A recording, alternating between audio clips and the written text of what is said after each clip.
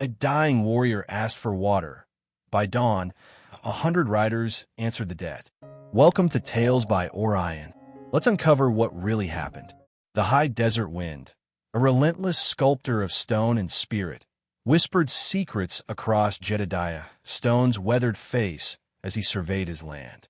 The Bar M Ranch wasn't a sprawling empire of cattle and oil derricks like some of the newer, flashier spreads that were beginning to scar the horizon. It was a modest patchwork of hard-won grazing land and a stubbornly productive spring, nestled in a valley that had cradled his family for 3 generations. At 52, Jedediah, or Jed as most folks who knew him called him, moved with the quiet economy of a man intimately familiar with hard work and solitude. His hands, gnarled and calloused, knew the feel of leather reins, cold steel, and the sun-baked earth. His eyes, the color of a winter sky, held a lifetime of watching horizons, reading the weather, and gauging the intent of both man and beast.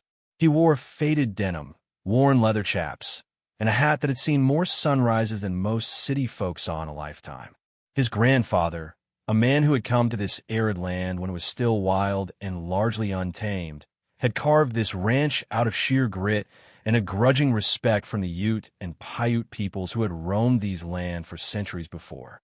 That respect, Jed knew, had been earned through fairness, through understanding that the land was not something to be conquered, but to be lived with, a stern but ultimately generous partner, if treated right.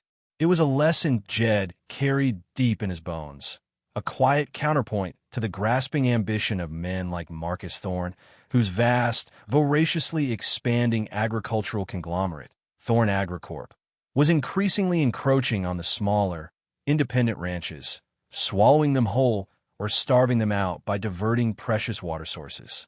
Jed had seen Thorne surveyors nosing around the edges of his property more and more frequently, their polished trucks and disdainful sneers a stark contrast to the rugged integrity of the land they sought to claim.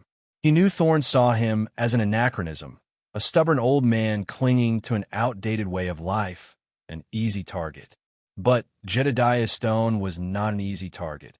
He was simply a quiet one, and in the cacophony of Thorne's aggressive expansion, silence was often mistaken for weakness. He wondered, as he often did these days, looking out at the vast, indifferent beauty of the landscape, how many people watching this story unfold, perhaps from a bustling apartment in Tokyo, or a quiet cottage in the English countryside, or a sun-drenched villa in Spain, had felt that same pressure of modernity, that same encroachment of a louder, more demanding world upon their own carefully tended patch of existence. How many had stood their ground, not with shouts and fury, but with the quiet resilience of a desert willow, bending but not breaking before the storm. Jed's ranch house was small, built of stone and timber by his grandfather's own hands, cool in the summer heat and a bastion against the winter's bite. Inside, the air smelled faintly of wood smoke, old leather, and coffee. A shelf above the stone fireplace held a few cherished items: his grandfather's worn Bible, a tarnished cavalry medal belonging to his father, and a single, beautifully beaded moccasin, a gift to his grandmother from a Ute woman she had nursed through a fever long ago. These were not trophies, but reminders, anchors to a lineage of quiet strength and principled living. He knew Thorne's latest gambit involved the Dry Creek, a seasonal waterway that bordered Jed's northern pasture and was vital for his small herd during the lean months. Thorne AgriCorp had recently, and with suspicious speed, acquired water rights further upstream, and there were already rumors of a new dam, a diversion that would turn Dry Creek into a permanent dust bowl and render Jed's northern range useless. It was a slow strangulation, a modern siege waged with lawyers and earth movers instead of cannons and swords. Jed had consulted a lawyer in the distant county seat, a weary, overworked man who had offered little hope against Thorne's army of legal eagles. "Thorne plays hardball, Jed," the lawyer had said, shaking his head. "And he usually wins. Best make your peace, or find a buyer before he bleeds you dry." But Jedediah Stone wasn't ready to make peace with injustice, nor was he the selling kind. This land was his legacy, his trust. He would hold it for as long as he drew breath. with the same quiet tenacity his grandfather had shown. He just didn't know how. The desert held its breath, waiting, and Jed, a solitary figure against the vast canvas of the American West, waited with it, his heart a steady, patient drumbeat against the rising tide of uncertainty. The first direct confrontation with Marcus Thorne's men came not with a bang, but with the arrogant growl of diesel engines and the dismissive laughter of hired muscle. Jed was mending a stretch of fence along the dry creek wash, the sun already climbing high, promising another scorching day, when two pristine Thorne Agricorp trucks, their chrome grills glinting menacingly, pulled up on the opposite bank. Four men emerged, led by a burly foreman named Cutter, a man whose reputation for casual brutality was well known in the valley.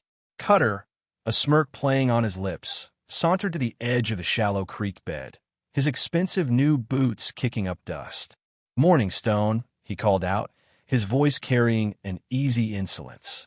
"Just admiring your quaint little operation here. Won't be much to look at when this creek dries up for good, will it?" Jed straightened slowly, his eyes narrowed against the glare, fixing on Cutter. He didn't reply immediately, just continued to assess the man, the trucks, the subtle shift in the wind that carried the scent of their cheap cologne and bad intentions. "This creek's been running for 100 years, Cutter," Jed finally said, his voice low and even, devoid of overt aggression, but carrying an unmistakable undertone of steel. "It'll be running 100 more, long after you and your boss are gone." Cutter laughed, a harsh, grating sound that startled a nearby roadrunner into flight. "Optimistic, ain't we, old man? Mr. Thorne has plans for this water. Big plans. And you, and this pathetic excuse for a ranch, ain't part of them." He gestured expansively. "Fact is, we're doing some preliminary survey work upstream today.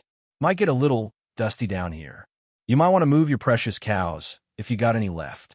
The threat was thinly veiled.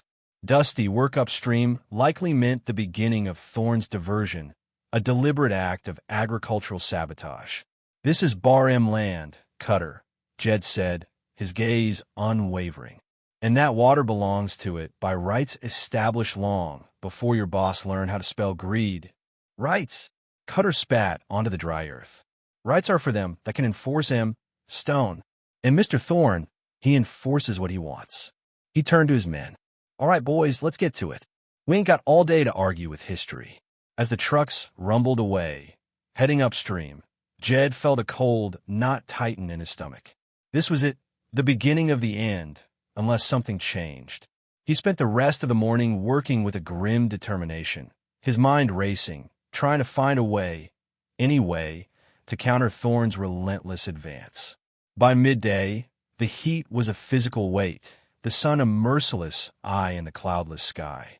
He was heading back towards the ranch house for a meager lunch when he saw it, a flicker of movement near a jumble of red rocks at the base of the western mesa, a place rarely visited, known for its treacherous footing and hidden caves. Curiosity and a strange sense of unease pulled him off his usual path. As he drew closer, his old horse, Dusty, pricking his ears nervously, Jed saw him. A man, Native American by his dress and bearing, lay partly concealed by a weathered juniper, his leg bent at an unnatural angle, his face contorted in silent pain. Dark, dried blood stained his deerskin leggings. He was young, no more than 25, with high cheekbones, eyes that were now clouded with fever but still held a spark of fierce pride, and long black hair matted with dust and sweat. He clutched a simple, unadorned bow in one hand, a single arrow still nocked, as if he had fallen mid-stride, mid-hunt, or perhaps mid-flight. Jed dismounted slowly, his movements calm, unthreatening. He knew the local tribes, the Ute and the Paiute, kept mostly to their distant reservations these days, driven there by generations of loss and broken treaties. Encounters this deep, on private ranch land were rare, almost unheard of. "Easy there, son," Jed said, his voice gentle. "Looks like you've had a bad fall." The young man's eyes focused on Jed, suspicion and pain warring within them. He made a slight movement, as if to raise his bow, but a sharp intake of breath and a fresh wave of agony stopped him. Jed held up his hands, palms open. I mean you no harm. Just want to help. You need water. And that leg needs tending. He unslung his canteen, approaching slowly. The desert sun beat down mercilessly. The silence was broken only by the rasp of the young man's breathing and the distant caw of a hawk circling overhead. Jed knew that offering aid to a stranger, especially a native stranger in these tense times, carried risks. Thorne's men were not known for their tolerance or understanding, but his grandfather's words echoed in his mind. A man's worth ain't measured by the land he owns, Jedediah, but by the kindness he shows to a soul in need, no matter their skin or station. He knelt beside the injured man, offering the canteen. Water, he said simply. Drink. For a long moment, the young warrior, Kai, just stared. Then, with a barely perceptible nod, he reached out a trembling hand. The water, cool and life-giving, seemed to momentarily clear the feverish haze from Kai's eyes. He drank slowly, carefully, his gaze never leaving Jed's face, a silent, intense scrutiny that weighed Jed's intentions. Jed waited patiently, allowing the young man to set his own pace. When Kai had finished, Jed gently took the canteen. That leg looks bad, he said, his voice practical. Needs to be set and clean. Infection in this heat, it can take a man fast. Kai said nothing, but his eyes, though still wary, held a flicker less of hostility. Jed knew that trust, in these parts, was a rare and fragile commodity, easily broken, hard-earned. I've got a line shack, not far from here, Jed continued. It's rough, but it's sheltered. I can get you there, tend to that leg. Got some supplies. Willow bark for the pain, comfort for the bone, if you hold with such things. And food. He paused. Or I can leave you be. Your choice. He wasn't going to force his help. Respect, his grandfather had taught him, began with honoring a man's will, even a man laid low. Kai looked towards the vast, unforgiving expanse of the desert, then back at his shattered leg, then finally, searchingly, at Jed. After a long silence, a silence filled only with the shimmering heat waves and the buzz of unseen insects, he gave another almost imperceptible nod.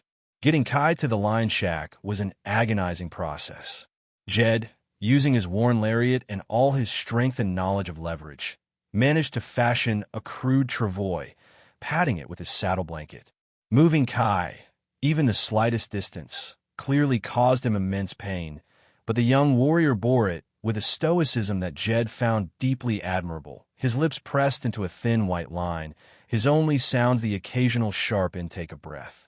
The line shack was little more than a one-room timber and sod structure, built by Jed's grandfather as a refuge during long cattle drives.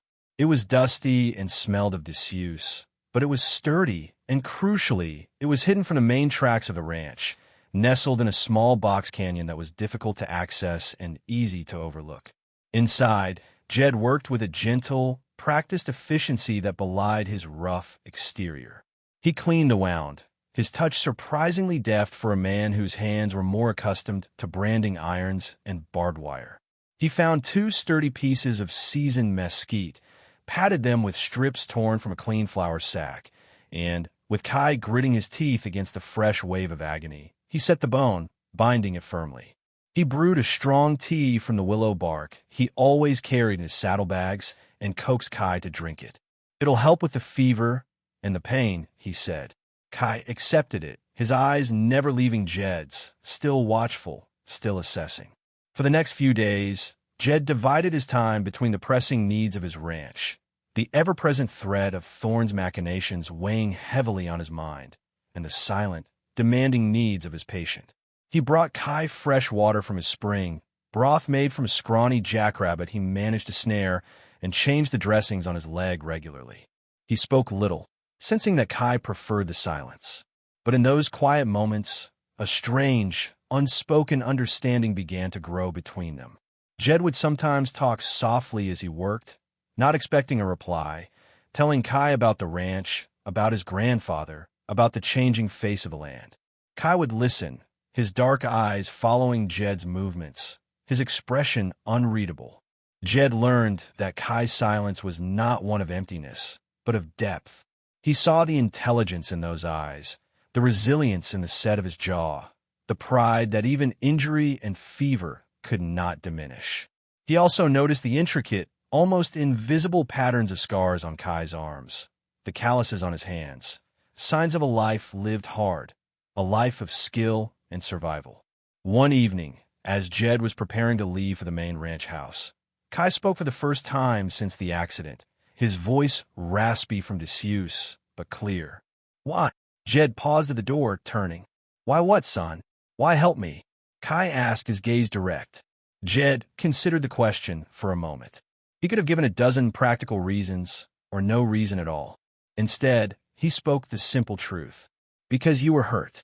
Because you needed it.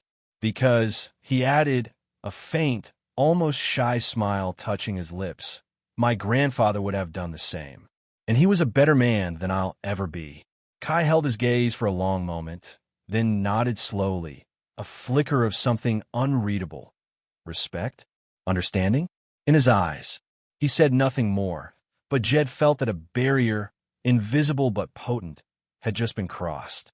Meanwhile, the pressure from Thorn AgriCorp intensified. Cutter and his men made several more visits to the boundary of Jed's land, their presence a constant, low-grade intimidation.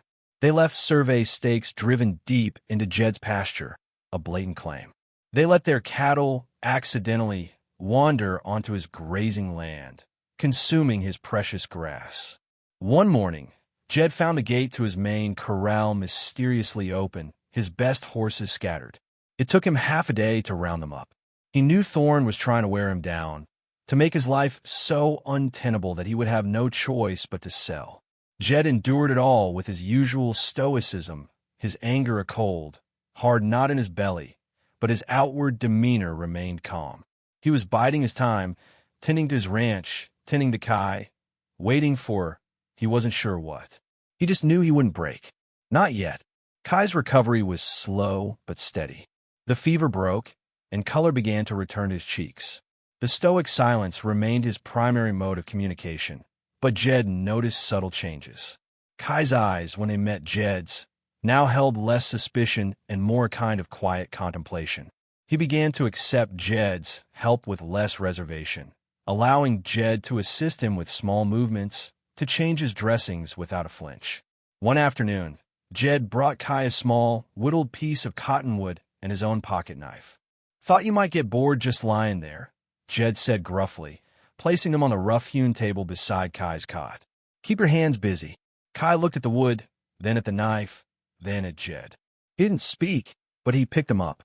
Over the next few days, whenever Jed visited, he would see Kai working patiently on the wood, the knife moving with a surprising, almost artistic dexterity. Shavings fell to the dirt floor as a shape began to emerge, intricate and detailed. He was carving a hawk, its wings outstretched, its eyes keen and far-seeing. Jed never commented on it, but he observed, and he understood. It was Kai's way of speaking, of connecting. The day Kai indicated he was ready to leave, a little more than 2 weeks after Jed had found him, the line shack felt strangely empty in anticipation. His leg, though still heavily bandaged and supported by a sturdy branch Jed had fashioned into a crutch, was mending well. The fierce pride was back in his eyes, unclouded now by pain or fever. He stood, with Jed's help, testing his weight on the injured leg. "I can travel," Kai said, his voice stronger now. "My people, they will be searching." Jed nodded. "I figured as much. Where do they bide? I could take you part of the way on Dusty." Kai shook his head. "No, too far for your horse, and too visible. I will go alone. From here." He looked around the small shack, then his gaze settled on Jed. You saved my life, old man." It was the first time he had used anything other than a grunt or a nod to acknowledge Jed's efforts directly. Anyone would have done the same, Jed said, though he knew it wasn't entirely true. Kai's eyes held a different knowledge. "Not anyone," he said softly. He then reached into a small pouch at his belt and drew out a single, perfectly formed eagle feather, its tip dyed a deep crimson. He held out to Jed. "For you. For courage. For honor." Jed accepted the feather, his calloused fingers surprisingly gentle. He knew the significance of such a gift. It was more than thanks. It was a token of profound respect, a symbol of a bond forged in hardship. "I'll treasure it, Kai," Jed said, his voice a little hoarse. "Travel safe. May your path be clear." Kai held Jed's gaze for a long moment. Then, with a final, solemn nod, he turned and, using his crutch with surprising agility, disappeared into the labyrinthine rock formations of the box canyon, moving with a silence that made him seem a part of the landscape itself. Jed watched him go, a strange ache in his chest. He felt as if he had lost something, though he wasn't sure what. Perhaps a son he never had, or a connection to a wilder, more elemental world that was rapidly vanishing. With Kai gone, the full weight of his own predicament settled back onto Jed's shoulders. Thorn's deadline, an unspoken but clearly implied ultimatum to accept a pitiful buyout offer for his land, was fast approaching. The survey stakes driven into his pasture felt like nails in a coffin. Cutter and his men had become more brazen, their incursions more frequent, their taunts more pointed. They knew Jed was alone. They smelled victory. One evening, as Jed sat on his porch, the eagle feather tucked carefully into the band of his old hat, he watched the sun bleed crimson across the western sky. He felt a profound weariness, but beneath it, a stubborn ember of defiance still glowed. He wouldn't give up, not while he could still draw breath. He didn't know that Kai, though unseen, was not truly gone. He didn't know that the story of the old rancher who had saved a wounded warrior was already being told around campfires deep in the hidden canyons, carried on the wind, a seed of an idea taking root. He didn't know that the quiet act of kindness he had offered, without expectation of reward, was about to blossom into something far more powerful than Marcus Thorne's greed or Cutter's brutality. The desert kept its secrets, but not forever. And the truest debts Jed was about to learn were always repaid, often in the most unexpected of currencies. The day Marcus Thorne chose to make his final move was, ironically, a day of breathtaking beauty. The sky was a vast, cloudless cerulean, the air crisp and clean after a rare overnight shower, the distant mesas etched against the horizon with an almost painful clarity. It was the kind of day that made a man feel alive, that reaffirmed the simple, profound joy of drawing breath in such a wild and untamed land. For Jedediah Stone, however, it felt more like the calm before a devastating storm. He had seen Thorne's heavy machinery, a monstrous bulldozer and two massive earth movers, being unloaded from flatbed trucks at the edge of his northern pasture earlier that morning. Cutter and a dozen of his rough-looking men were with them, their expressions smug and predatory. There had been no official eviction notice, no court order, just the silent, arrogant presumption of power. Thorne clearly intended to start his dam construction on Dry Creek today, on Jed's land, daring Jed to stop him. Jed stood by the old cottonwood tree near his spring, the heart of his ranch, the source of its life. He held his grandfather's old Winchester rifle, not loaded, but held nonetheless, a symbol more than a threat. He was one man against a dozen, an old rifle against modern machinery. The odds were laughable, hopeless. He knew it, but he would make his stand here, on this ground that was soaked with the sweat and dreams of his ancestors. He wouldn't run. He wouldn't cower. He would meet them with the only weapon he had left, his unwavering resolve. About mid-morning, Thorne himself arrived, not in a dusty ranch truck, but in a gleaming, air-conditioned black SUV that looked utterly alien in this rugged landscape. He stepped out, dressed in expensive, tailored casual wear, a pair of mirrored sunglasses shielding his eyes, a look of bored impatience on his face. Cutter swaggered over to meet him. "Morning, Mr. Thorne. All set to go. Just waiting on your word." Thorne glanced dismissively towards Jed, who stood silently by the cottonwood, a solitary, defiant figure. "Is he still here?" Thorne asked, as if Jed were a piece of stubborn sagebrush that needed clearing. Pathetic old fool. Doesn't know when he's beaten. He raised his voice, addressing Jed directly. "Stone, I'm giving you one last chance. Sign the papers, take my generous offer, and walk away with some dignity. Or, I will have my men remove you, and then I will take this land for nothing. The choice is yours. But make it fast. I have a luncheon engagement in the city." Jed's voice, when he finally spoke, was quiet, but it carried across the still morning air with surprising clarity. "This land ain't for sale, Thorn. Not to you. Not ever." Thorn chuckled, a dry, humorless sound. "Sentimentality? Stone? A costly indulgence. Cutter," he said, turning to his foreman, "persuade Mr. Stone to see reason.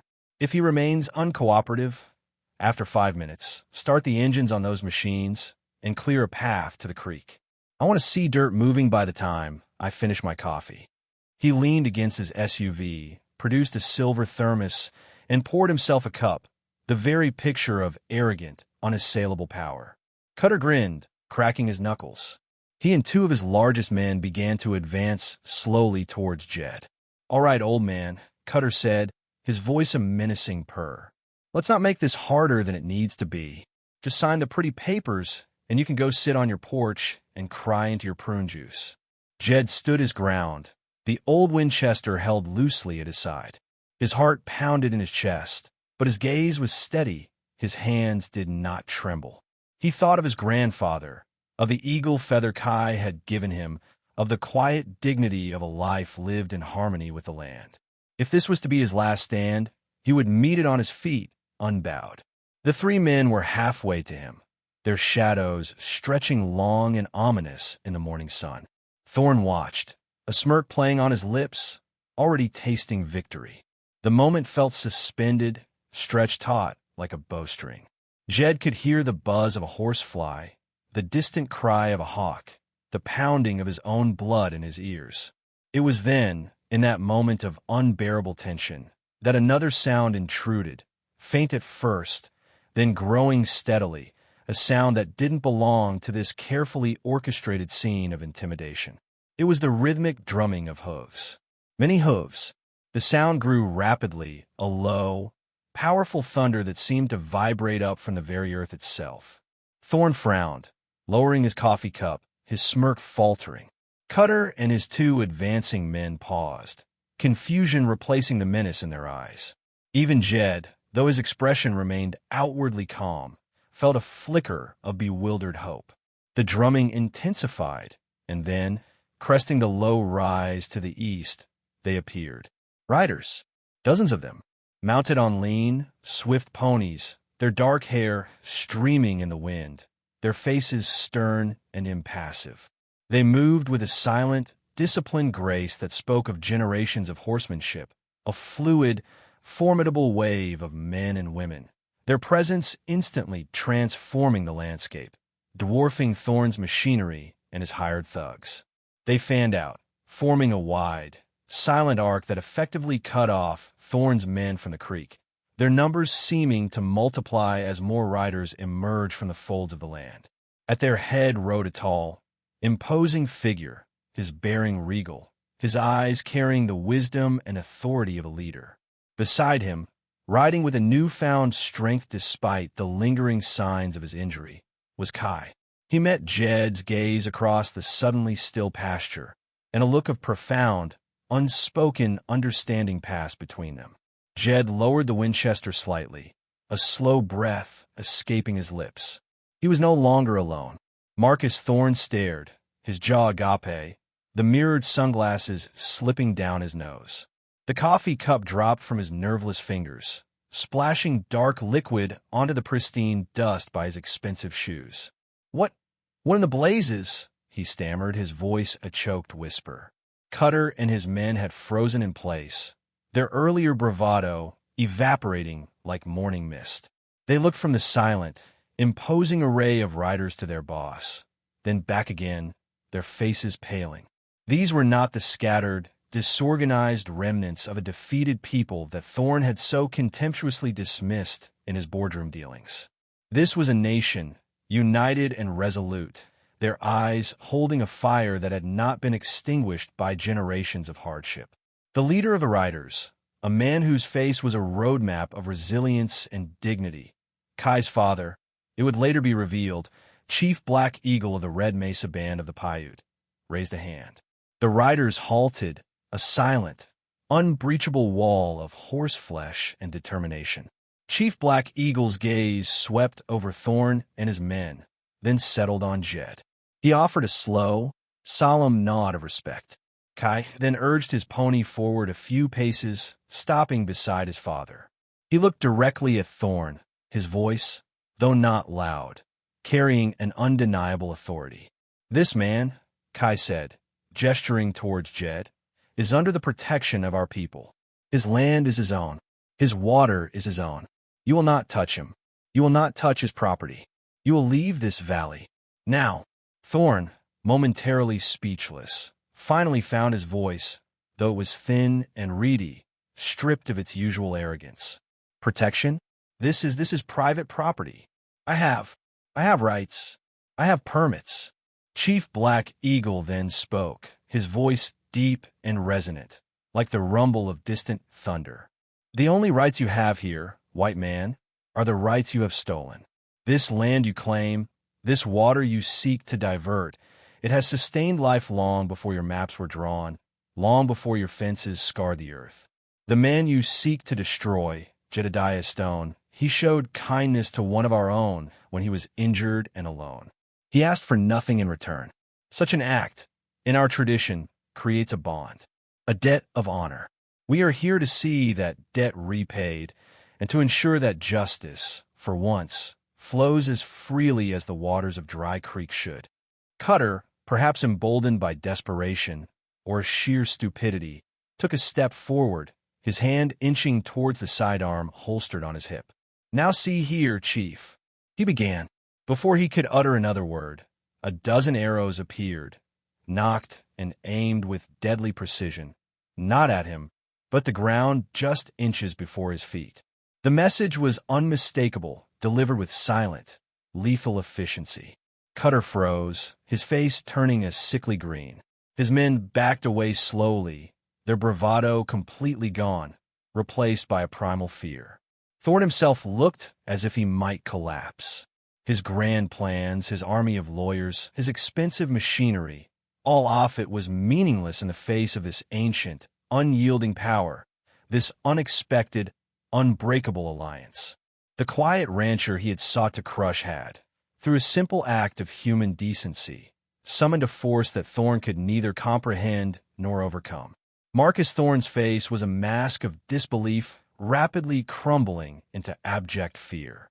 His carefully constructed world, built on legal loopholes, intimidation, and the assumption of his own unassailable power, was dissolving before his eyes. The arrival of Chief Black Eagle, Kai, and their formidable escort was a variable he had never factored into his ruthless equations.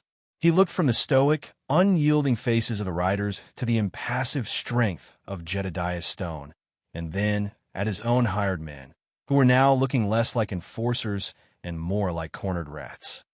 This is illegal," Thorn blustered, his voice cracking. "You can't just interfere. I have documents. I have influence." Chief Black Eagle regarded him with a look that was part pity, part contempt.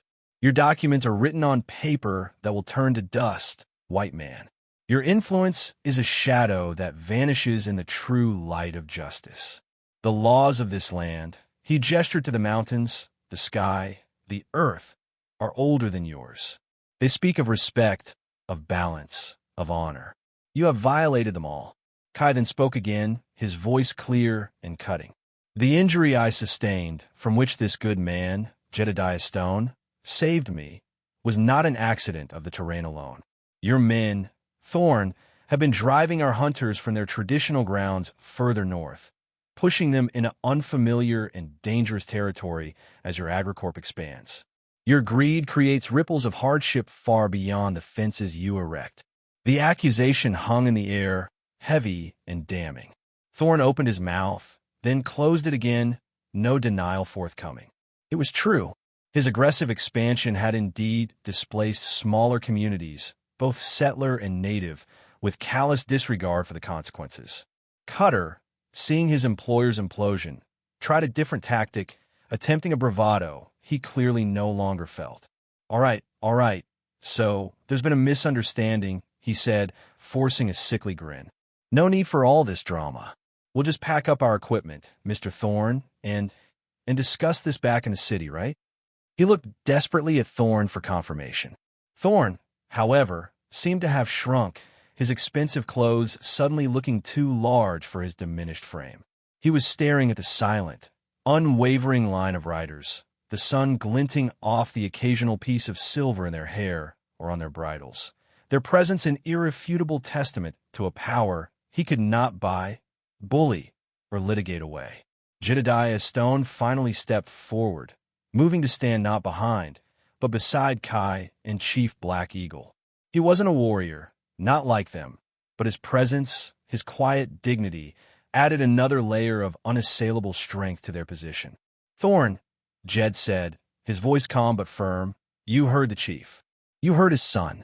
Pack your machines. Recall your surveyors. And never set foot on Bar M land or any land bordering Dry Creek again. This valley has had enough of your kind of progress. Just then, another vehicle appeared on the dusty track leading to Jed's ranch. This one a battered Ford pickup belonging to Sheriff Brody, the county's aging but still respected lawman. With him was a younger man in a crisp Forest Service uniform, looking grim. Sheriff Brody took in the scene. Thorne, pale and trembling. Cutter and his men effectively neutralized the formidable line of Paiute riders, and Jed, standing tall with his unexpected allies, and a slow, understanding smile spread across his weathered face. He'd had his own run-ins with Thorne's lawyers and had been powerless to stop much of AgriCorp's relentless encroachment, hamstrung by legal technicalities and Thorne's deep pockets. Morning, Jed, Brody said, tipping his hat. Chief Black Eagle. Okay, looks like you're having a community meeting. He then turned his gaze on Thorne, his smile vanishing. Marcus Thorne, I've just come from upstream. Seems there's been some unauthorized preliminary earthwork done on federally protected watershed land. Serious violations. Kitty's hefty finis, torne. Maybe even some jail time, if intent to damage critical water resources can be proven. The Forest Service ranger nodded grimly in agreement, already taking out a notepad. Thorne's last vestiges of composure crumbled. He was trapped. His legal maneuvers were useless here, his hired muscle impotent, and now the law itself, likely emboldened by the dramatic shift in power, was closing in. Chief Black Eagle spoke one last time. The land provides for those who respect it. It reclaims what is taken in greed. You have taken too much, Thorne. Now, it is time for you to give back. He didn't need to elaborate. The message was clear.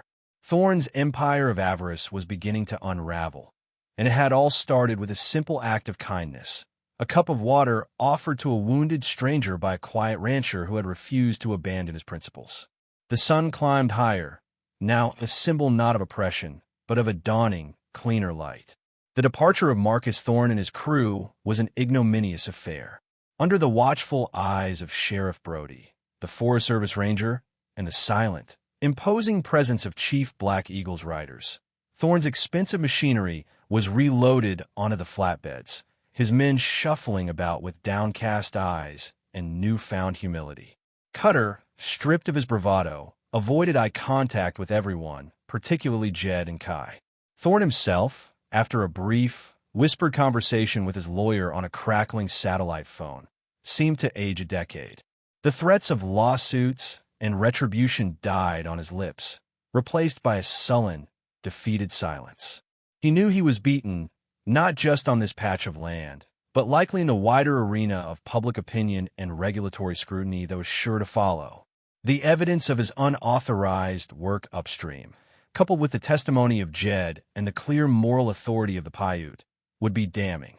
As the last Thorne AgriCorp truck rumbled away, leaving a cloud of dust and the faint scent of diesel to mark its retreat, a collective sigh of relief seemed to pass through the valley. The tension that had held the land in its grip for so long began to ease. Chief Black Eagle dismounted, his movements fluid and dignified despite his years. He approached Jed, his hand extended. "Jedediah Stone," he said, his voice resonant with respect. "You are a man of good heart. You honored our ways, even when you did not know our laws. My son, Kai, owes you his life. Our people owe you a debt. Jed clasped the chief's hand, a firm, honest grip. No debt, chief, Jed said, his voice a little hoarse. I did what any decent man would have done. Kai is a strong young man. He would have found his way. Kai, who had also dismounted, stepped forward, his crutch now more a symbol of his recent trial than a necessity. You gave me water when I was dying, old man, Kai said, a rare smile touching his lips. You gave me shelter when I was vulnerable. You asked for nothing. That is not something my people forget. He then unfastened a small, intricately beaded pouch from his belt. My mother wove this, he said, handing it to Jed. It holds strong medicine, seeds of the ancient corn, and herbs for healing. Plant them by your spring. May they bring abundance to your land, as you brought life back to me. Jed accepted the pouch with a sense of profound gratitude. It was a gift beyond price, a symbol of a connection forged in the crucible of hardship and compassion. Sheriff Brody and the ranger, after taking statements and documenting the scene, also prepared to leave. Reckon Thorn will be tied up in legal battles for years to come, Jed, Brody said, a twinkle in his eye. Don't think you'll be seeing his ugly mug around here again anytime soon. And that new dam of his? Dead in the water, so to speak. He chuckled at his own pun. As the day drew to a close, the Paiute riders, their task completed, began to melt back into the landscape as silently and mysteriously as they had arrived, leaving Jed, Kai, and Chief Black Eagle standing by the life-giving spring. The chief looked out over Jed's modest ranch, then towards the distant, sacred peaks of the Red Mesa. This valley, he said, it is a good place. It has known peace before. Perhaps, with men like you and Thorn removed, it can know peace again. Our people will honor the boundaries of your ranch, Jedediah Stone. And should you ever need us, you know where to find us. The eagle feather will be your call. With a final, solemn nod, he and Kai mounted their ponies and, with a last look towards Jed, turned and rode towards the setting sun, their silhouettes merging with the ancient, timeless landscape. Jed stood for a long time by the spring, the beaded pouch in one hand, the eagle feather still tucked in his hatband. The silence that descended was different now, no longer a silence of isolation and anxiety, but one of peace, of profound, almost sacred stillness.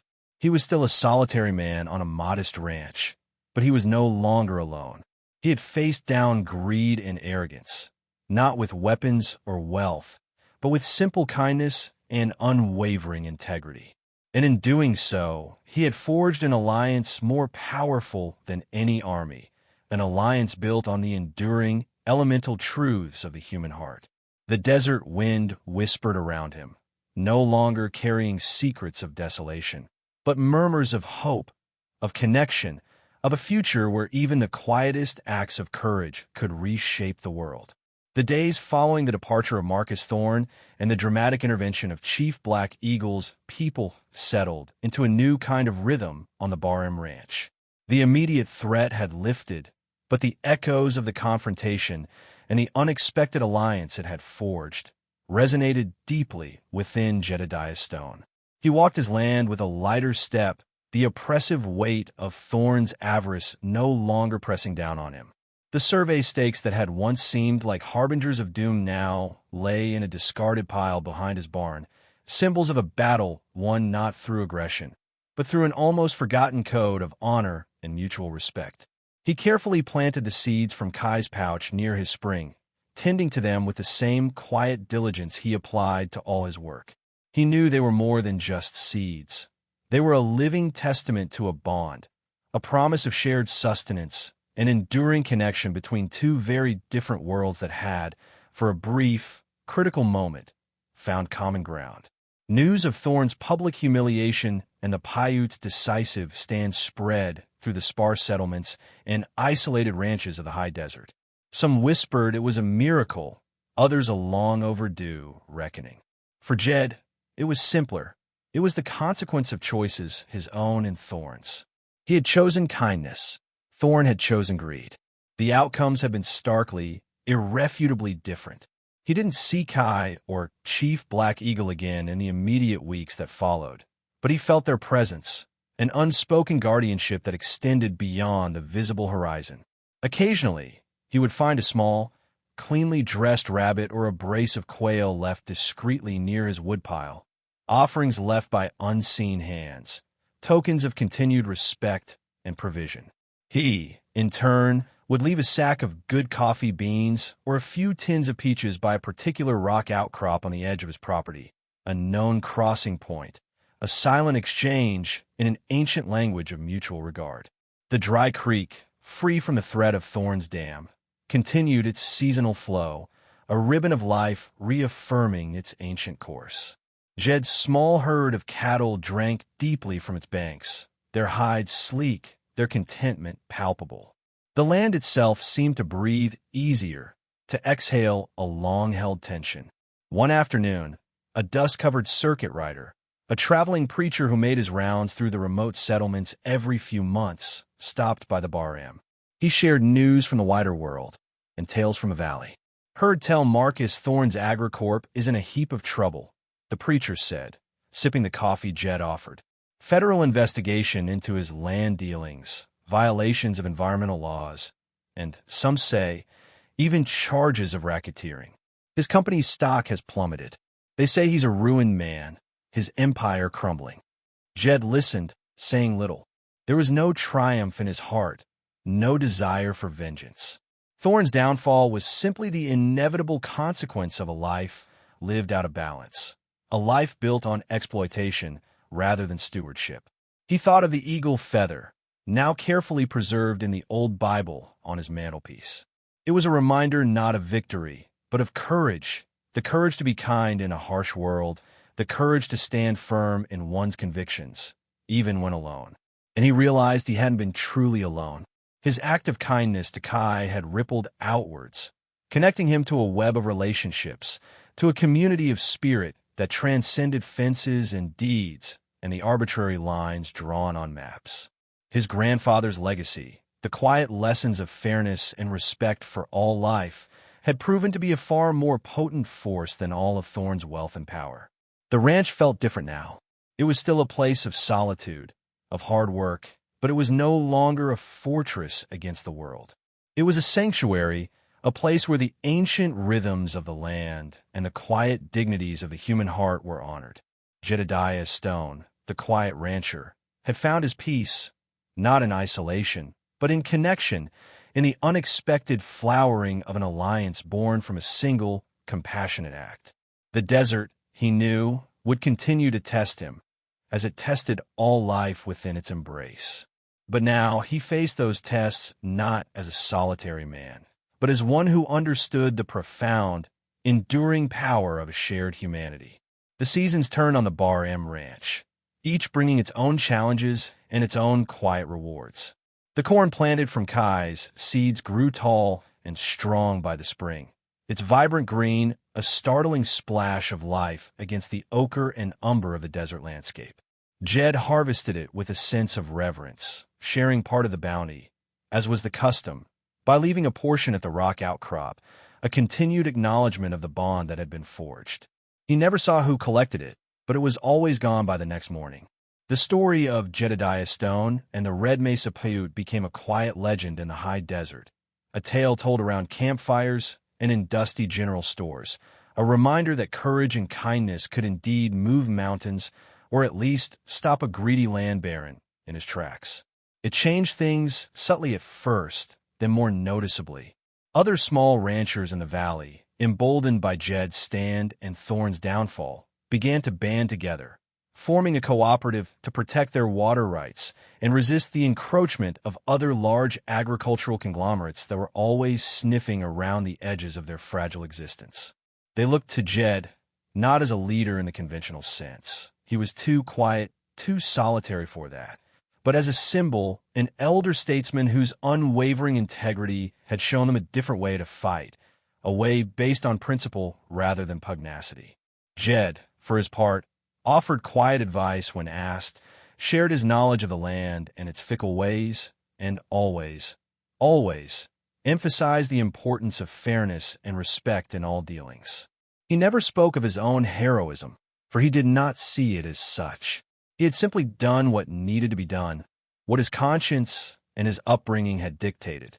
The true heroes, in his eyes, were Kai and Chief Black Eagle, and their people who had honored an ancient code when a modern world had so often forgotten its meaning. One crisp autumn afternoon, as Jed was riding the fence line, checking for breaks before the first snows, he saw a lone rider approaching from the direction of the Red Mesa. It was Kai. He rode with an easy grace now, his leg fully mended, his bearing confident and strong. He carried no crutch, only the simple bow that was an extension of his arm. He dismounted before Jed, a warm, respectful smile on his face. "Jedediah Stone," he said, his voice carrying the quiet strength of the desert wind. "My father, Chief Black Eagle, sends his greetings. He wishes you a good winter and strong grass in the spring." "And to him, Kai," Jed replied, his own weathered face creasing into a rare, open smile. "Tell him the corn from your mother's seeds grew well." It was good. They stood for a moment in comfortable silence, two men from different worlds, bound by an unlikely friendship. "The valley is quieter now," Kai observed, his gaze sweeping over Jed's land. "The air is cleaner. Thorn's shadow is gone. Thanks to you and your father," Jed said. "You showed us all that strength isn't just about fences and lawyers." Kai nodded. "Our elders teach that a single act of kindness can change the course of a river. You changed more than a river, Jedediah. You reminded many, both your people and mine, of things long forgotten." He then reached into a pouch and produced a beautifully carved wooden hawk, its wings outstretched, its eyes keen and far-seeing, the twin to the one he had carved while recovering in Jed's line shack. "A gift," Kai said simply, "to watch over your house, to remind you that you are never truly alone." The hawk sees far and remembers. Jed accepted the carving, his heart full. It was a perfect symbol of their connection, of the far-reaching consequences of a simple act of compassion. As Kai prepared to leave, Jed spoke, a thought that had been forming in his mind for some time. "Kai," he said, "that northern pasture, the one along Dry Creek, it's good grass, more than my small herd needs. If your people ever need to graze their ponies there, especially in the dry season, they would be welcome." Kai looked at him, his dark eyes searching Jed's. Then a slow, profound understanding dawned. "That is a generous offer, Jedediah Stone, a true sharing of the land. My father will be honored. Perhaps, in time, our children will learn to walk this land together, not as strangers but as neighbors, as friends." He mounted his pony, raised a hand in farewell, and then, like a whisper of the wind, he was gone, riding back towards the sacred mountains of his people. Jed watched him go, the carved hawk clutched in his hand. He felt a deep, quiet contentment. He had not sought wealth or power, only the right to live his life with dignity on the land he loved. And in defending that right, in reaching out to a stranger in need, he had found something far more valuable: community, respect, and a profound, enduring connection to the ancient, timeless spirit of the American West. The narrator's voice might then conclude, as the camera pans over the peaceful valley. In a world often driven by conflict and division, the story of Jedediah Stone and Kai reminds us of a simpler, more profound truth: that our shared humanity is a force more powerful than any greed, our capacity for kindness a wellspring deeper than any desert spring. From the quiet ranches of the American West to the bustling streets of your own city, wherever you are watching from, remember that the smallest act of compassion can ripple outwards, forging unexpected alliances and reshaping destinies. What acts of unexpected kindness have you witnessed, or perhaps initiated? Share your stories in the comments below. We believe that these narratives of quiet courage and unlikely friendships are the true heartwood of our world. Thank you for joining us. And don't forget to subscribe, because the world is full of everyday heroes, their stories waiting to be told. Until next time, may your own path be clear and your heart open to the unexpected connections that make life truly rich.